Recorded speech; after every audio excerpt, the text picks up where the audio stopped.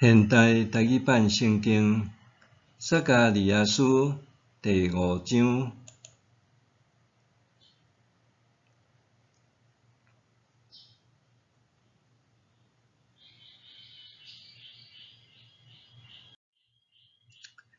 我阁举头看见有一卷叠飞的册，使者问我：你看到甚物？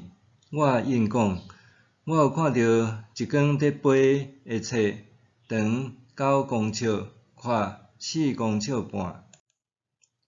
伊就对我讲：这个是对全地发出的咒诅，所有头体为照这卷册的这面所写的，甲因除灭；所有做偽证的，为照另外迄面所写的，甲因除灭。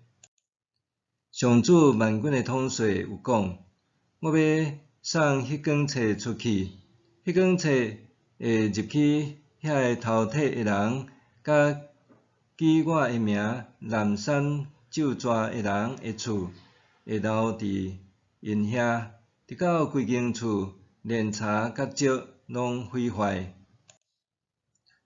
甲我讲话的使者出来甲我讲：你着举头看，看有出现甚物。我问：这是甚物？伊讲：是让5国的桶仔。伊阁讲：这个桶仔表示这个地拢总的人的罪。看咧，伊的烟挂一个掀开，有一个妇人坐伫内面。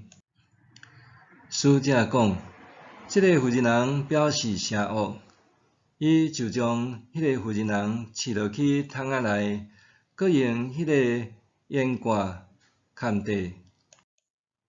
我搁举头看，看到2个妇人出现，因有亲像号的色，因体色顺风飞来，将桶仔举到半空中。我问甲我讲话的使者：因要甲桶仔举去倒位？伊甲我讲：要举去巴比伦，伫遐甲伊起一间庙，等庙起好，就甲这个桶仔下伫遐。